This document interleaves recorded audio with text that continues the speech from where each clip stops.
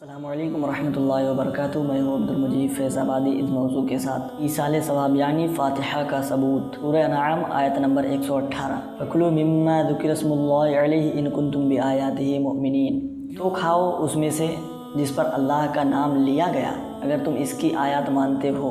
جو وصال کر گئے انہیں ایصال پہنچانا جائز ہے۔ یہ اہل سنت والجماعت کا موقوف ہے اور متعادلہ گمراہ فرقے نے اس کا انکار کیا۔ سلطنت عثمانی میں دمشق کے عظیم حقی امام ابن عابدین شامی، حوالہ رد المختار، صفحہ نمبر 151، رسول اللہ صلی اللہ علیہ وسلم نے فرمایا، تم میں سے بہتر وہ ہے جو کھانا کھلاتے ہیں اور سلام کا جواب دیتے ہیں۔ حوالہ مسند احمد، حدیث نمبر 23810۔ حضرت امام ابو داود سجستانی 275 ہجری حدیث نقل فرماتے ہیں۔ حضرت عبداللہ بن عباس رضی اللہ عنہ سے روایت ہے، ایک شخص نے رسول اللہ صلی اللہ علیہ وسلم کی بارگاہ میں حاضر ہوا اور عرض کیا، یا رسول اللہ صلی اللہ علیہ وسلم، میری والدہ یعنی ماں کا انتقال ہو گیا، اگر میں ان کی طرف سے صدقہ کروں تو کیا ان کو اس کا ثواب ملے گا؟ رسول اللہ صلی اللہ علیہ وسلم نے فرمایا، ہاں بالکل ملے گا۔ تو ہمیں شک نہیں کہ میرا ایک کھجور کا باغ ہے، آپ گواہ رہیں، مجھے اپنی ماں کی طرف صدقہ کر دیا ہے۔ یعنی صحابی نے اس باغ کو اپنی ماں کے لیے خاص کر دیا، مطلب فاتحہ کر دیا۔ اب جو بھی ہمارے باغ سے کھجور کھائے گا اس کا ثواب ان کی ماں کو ملے گا، اسی کو فاتحہ کہتے ہیں۔ اس میں بھی کھانا بنا کر غریبوں کو کھلایا جاتا ہے اور اس کا ثواب مرنے والے کو ملتا ہے۔ حوالہ سنن ابو داود جلد 3 حدیث نمبر 2882۔ حضرت معقل بن یسار رضی اللہ عنہ سے روایت ہے، رسول اللہ صلی اللہ علیہ وسلم نے ارشاد فرمایا، اپنے مرنے والے پر قرآن اور سورہ یاسین پڑھا کرو۔ حوالہ سنن ابو داود جلد 4 حدیث نمبر 3121۔ دیوبندی کے پیر حاجی امداد اللہ مہاجر مکی رحمۃ اللہ علیہ لکھتے ہیں، یہ ایصال ثواب کسی قوم کے ساتھ مخصوص نہیں، اور 11ویں شریف حضرت غوث پاک علیہ الرحمہ کے اور 10واں 20واں 40 ششماہی سالانہ عرس توشہ حضرت شیخ احمد عبدالحق ردولوی المنان علی شاہ رحمۃ اللہ علیہ و شب برات کا حلوہ و دیگر طریقے ایصال ثواب یعنی فاتحہ کے اسی قاعدے پر مبنی ہے۔ حوالہ فیصلہ حبت مسئلہ، صفحہ نمبر 23۔ 11ویں شریف جس میں اہل اسلام مسلمان لوگ اللہ کے لیے حضرت شیخ عبدالقادر جیلانی 561 ہجری رحمۃ اللہ تعالی علیہ کے نام پر کھانا بنا کر غریبوں مسکینوں فقیروں کو کھلاتے ہیں، جس کو 11ویں کہتے ہیں۔ بس ہے باقی نیت کھانا کھلانا ہے۔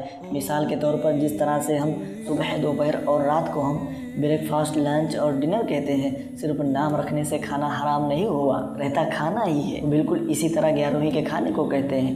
بخاری جس کو دن رات وہابی اہل حدیث دیوبندی دن رات بخاری کا رٹا لگاتے ہیں، اس میں رسول اللہ صلی اللہ علیہ وسلم نے ارشاد فرمایا، لوگ محتاجوں غریبوں کو کھانا کھلانا خصلت اسلام ہے۔ تو پتہ چلا کہ ہم تو کھانا کھلا کر لوگوں کو خصلت اسلام کر رہے ہیں اور اس کو حرام بدعت بول کر وہابی دیوبندی اہل حدیث نزدیک اسلام کی خصلت کو ختم کر رہے ہیں۔ حوالہ مختصر صحیح بخاری، عربی سے اردو ترجمہ کرنے والے بھی وہابی۔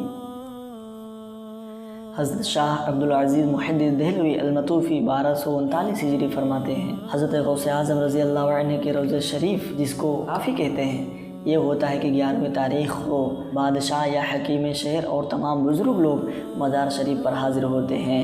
نماز عصر کے بعد کلام اللہ یعنی قرآن خوانی و قصائد جو حضور غوث پاک رضی اللہ عنہ کی تعریف میں ہوتے ہیں مغرب تک پڑھتے ہیں۔ کچھ اشعار حضور غوث پاک رضی اللہ عنہ کے مصنفہ بھی پڑھے جاتے ہیں۔ مزامیر، ڈھول باجا وغیرہ کچھ نہیں ہوتا ہے۔ پیر سجادہ درگاہ شریف اور داخل سلسلہ لوگ ارد گرد بیٹھ کر کچھ دیر ذکر و خیر کرتے ہیں۔ اس کے بعد طعام یا شیرنی تقسیم کر کے اور فاتحہ سے فارغ ہو کر نماز عشاء کے بعد پیشتر چلے جاتے ہیں۔ پتہ چلا کہ 11ویں شریف حضرت شاہ عبدالعزیز محدث دہلوی بھی مناتے ہیں اور اس کے لیے بغداد شریف جاتے، اور شیخ عبدالقادر جیلانی رحمۃ اللہ تعالی علیہ کو غوث اعظم رضی اللہ عنہ بھی کہتے ہیں، مزار پر بھی جاتے، فاتحہ نیاز بھی کرتے اور کھاتے۔ یہ سب کو بدعت، حرام، فضول نہ بولتے، کیونکہ شاہ عبدالعزیز وہابی نہیں تھے بلکہ بریلوی نکلے۔ حوالہ ملفوظات شاہ عبدالعزیز جلد 1 صفحہ نمبر 87۔ ہندوستان میں حدیث کی بنیاد رکھنے اور لانے والے حضرت شیخ عبدالحق محدث دہلوی المطوفی 1052 ہجری رحمۃ اللہ تعالی علیہ لکھتے ہیں، ہمارے پیر و مرشد امام کامل و عارف شیخ عبدالوہاب المتقی مکی المطوفی 1001 ہجری اور حضرت شیخ اعظم علی متقی اور دیگر شیخ عرس مناتے۔ ہمارے ملک میں ان دنوں یعنی 11 ربیع الثانی زیادہ مشہور و معروف ہے، اور غوث اعظم کی ولادت و مشائخ اعظم مقیم ہند 11ویں تاریخ کو رسم کرتے ہیں۔ یعنی پتہ چلا کہ 11ویں شریف کوئی آج نہیں ہوتی ہے بلکہ 500 سال پہلے سے بھی ہوتی آ رہی ہے۔ کرنے والے محدثین تھے۔ لیجئے شیخ عبدالحق محدث دہلوی اور ان کے مشائخ بھی بریلوی نکلے۔